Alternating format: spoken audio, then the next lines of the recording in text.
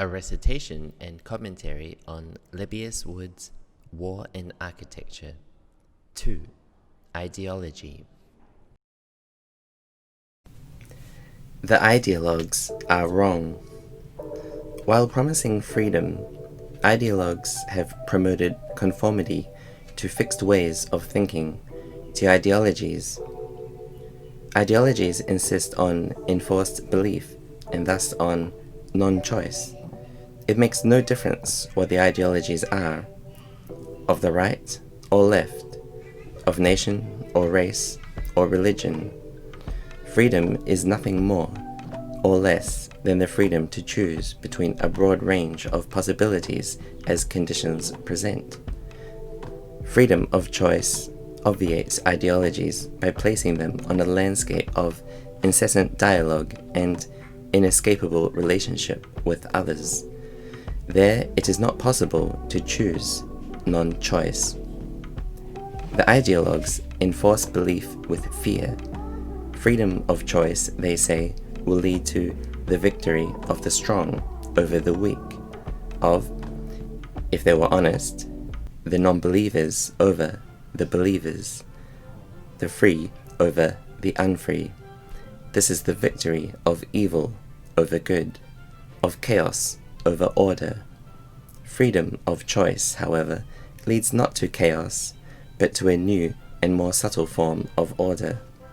Today, knowledge has caught up with human potential to choose, to shape, day to day, its own presence within presences of others. The human right to self-determination can today be enabled not only at an ideological and totalizing and national or ethnic scale, but for each and every human being. Chaos is a complex, non-linear form of order, and the intellectual tools of discerning and articulating it are today firmly in place.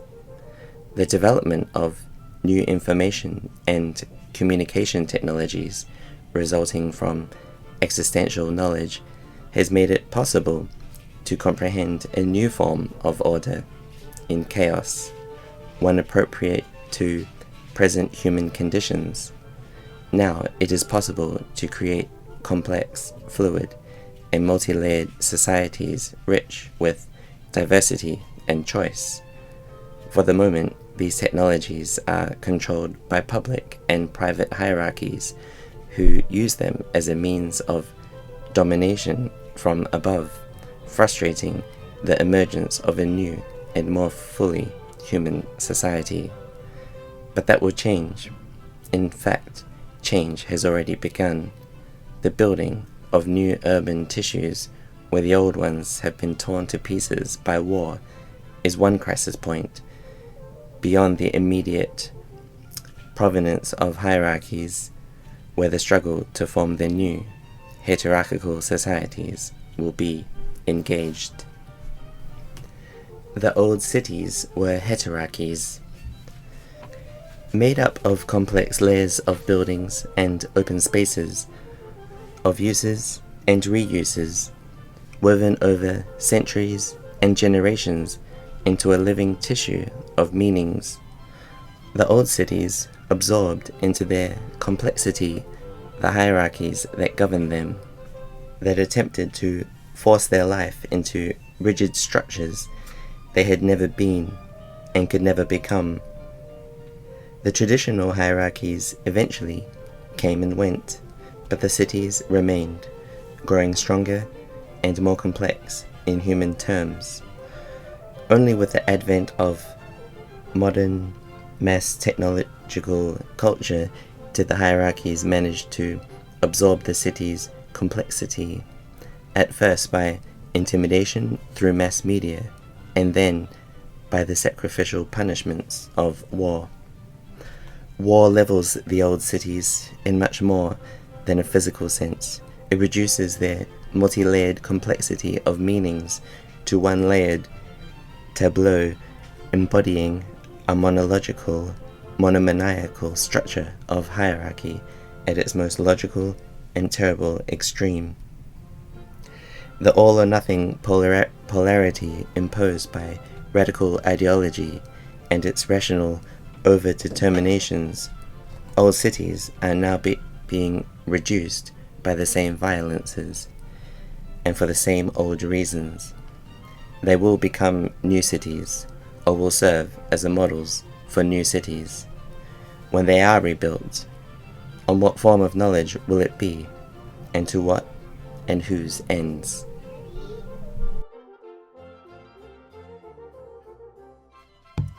The case against restoration. It is natural to want to replace something important lost to the destruction of war with itself. It is believed that the phoenix rises again from its own ashes. Important civic and cultural monuments, no doubt, should be restored to their undamaged condition as tokens of past coherence that might serve as models of civilized thought and activity, though never as reaffirmations of a past and social order that ended in war. The attempt to restore the fabric of old cities to their former condition is, however, a folly that not only denies present conditions, but impedes the emergence of an urban fabric and way of life based upon them. Wherever the restoration of war devastated urban fabric has occurred in the form of replacing what has been damaged or destroyed, it ends as parody, worthy only of the admiration of tourists. The instinct to recapture something irretrievably lost exists in the decadent, fin de siècle mood, or rather end of a century, or mood at the end of a century, of a sensibility that defines itself as following an implicity more potent and vivid epoch. But the complexity of buildings, streets, and city built up over time and across the span of innumerable lives can never be replaced. However, the attempt at replacement serves the interest of the decrepit hierarchies struggling to legitimize themselves finally through sentimentality and nostalgia, the demagogic ruse that is all too comforting and appealing to people struggling to recover from the tragedy of profound personal and cultural losses.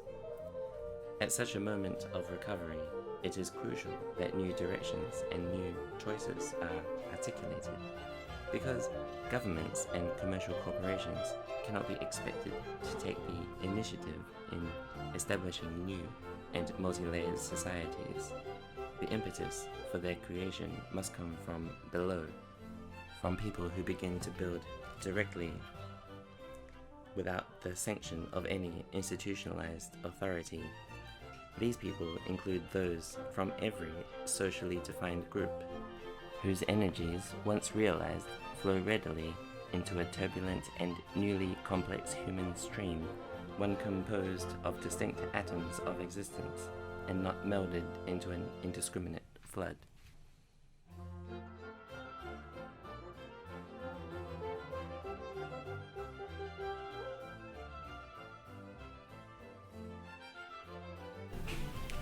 The case against erasure. It is natural to want to erase the memories of tragedy and loss, to substitute for the fabric of the city that has been destroyed and degraded by violence an entirely new tissue and a better one. This was the goal of the early modernists, who faced the task of rebuilding an intellectually bankrupt and war-devastated culture. Following the war that presumably ended all wars, these avant-garde architects embarked on a war of their own, employing the violence of urban renewal against the chaos of the old cities, proposing to erase the most conceptually corrupt parts in order to build more humane cities. Their war was successful, especially after World War II, when some cities were already partially cleared by massive aerial bombardment and others unbombed begged for grand plans. But their goal of better was never reached. Modernist architecture, just as the logical positivism that formed its foundations, was as single-layered and hierarchical as the culture and tissue it tried so desperately to erase. Modernist architecture was too classical in its knowledge, too tied to cause and effect conceptions of process, too slavish in its worship of the machine and its deterministic processes. To embody the chaotic spirit of the new age, architecture, tied then and now to hierarchies of authority of both the left and the right, to modernist and postmodernist doctrines, has missed out on the revolution in knowledge that occurred in the first 3 decades of the 20th century and that continues today. The erasure of the old cities in order to build a better and more human world is by now a widely discredited concept, yet it lives on wherever the totalizing system of space and thought is imposed in the name of a common cause. This applies especially in the crisis of post-war reformations, when cities or parts of them are conceived as tabulae rasa on which to inscribe new plans.